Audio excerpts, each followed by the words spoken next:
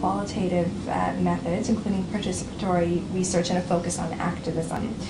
So can you tell me a little bit how you got involved in alternative methods? And the other question related to this, I was looking through your CVs, do you think psychologists should be merging their research with activism? And if so, how do you see that happening? And okay. So you may have to prompt me, because I could sort of see two ways to come at that. Okay. So if I get lost and don't answer the last part of your question, prompt me. Okay, I will. I was trained very quantitatively. So I have a Bachelor's of Science and a Master's of Science degree out of Calgary. And for my Master's, I was basically required to do an experiment. It's no longer that kind of university. Now you can do a history degree there, a history and psychology degree with no experiment, but that was not the case. So I was very secure in my experimental methodology and so on. But when I went to York to do my PhD, I basically felt completely like an imposter, because all of a sudden people were talking about theoretical things and about qualitative research, and I had no exposure whatsoever to them until that point.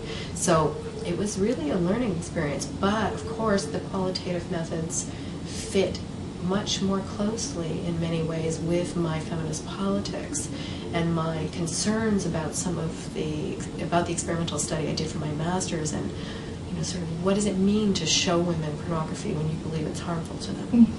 Those kinds of issues, which I of course had, I'd worked out an answer for myself on that previously, but qualitative methods gave me another way of looking at things. At the same time, I was not trained in qualitative methods. So I have since done, my PhD was a mixed method study, but I would never have chosen a qualitative study alone. I wouldn't have had the confidence at that stage. So I did both interview. I did Q methodology, which is a mixed method, as my entry into qualitative methods, and then have been basically self-taught and becoming more and more attracted to qualitative methods. At the same time, I continued to do quantitative studies, and I've even done experiments more recently, but just sort of radical experiments. And so I see a reason for them in terms of convincing people about the efficacy of certain things, but the qualitative is, when you're in the process of doing qualitative research, it feels more close to what you're trying to achieve, I think, sometimes.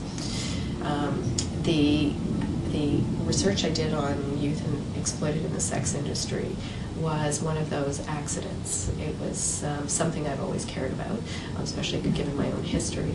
But it was a student in my class who was a mature student who became interested. She basically asked me if I could help some youth in the community who were trying to convince our city that there was a problem of youth being exploited in the sex industry. And our city is heavily dominated by the sex industry. We're sort of known as the strip capital of Canada. I did not know that. Yes, it's not a very happy thing. And the city, in my view, is a pimp.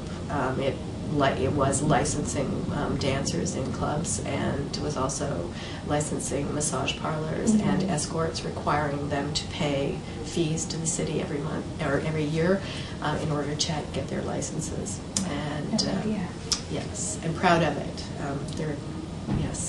They've since been fought in court, and they've lost some battles, but. In any case, so I did that research, and really it only made sense since it was the youth themselves who were politically active and who wanted to make social change, that using anything less than a participatory action research method didn't make sense, really. It's not the kind of project I could just do. Right. It was their knowledge and experience. So that was the project where I first really did participatory action research, and it was very challenging and had lots of issues, but was wonderful as well. But the challenges are the things, I think, that make me think that you could not require all feminist psychologists or all psychologists to necessarily build in activism to their research. More studies would not get finished, I think, if we did that. So true. For example, the youth scattered over time. They were, underhoused and very poor and so on, and so they moved to other cities. They had, real hardships, injuries, all of those kind of things, and so the political piece never got done because we had said that that was the youth piece. That doesn't feel that good. So there are those kinds of outcomes that can happen that I think then are actually not as good as perhaps if I had committed to take that on myself and felt I could do it without the youth.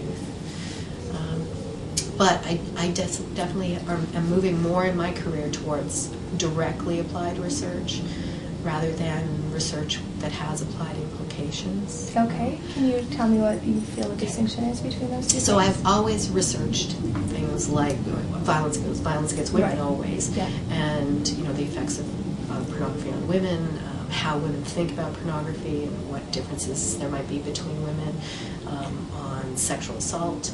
So those are all clearly, real social problems that I'm trying to contribute some understanding, some aspect of that. But more recently, I became somewhat disillusioned that much of that stays in journals, and that the people who are doing the interventions, the social activism and the interventions, often don't have the benefit of that knowledge. And so I decided to try and put some of the theories and knowledge into practice in rape resistance education programs for university women. So this is now, I'm actually developing the programs, evaluating them, delivering them, and so on. And so that's a very different and stressful, but exciting kind of research. And meaningful. Yeah, but very different than the research I was doing before. And I imagine that I'll be doing this for quite a while.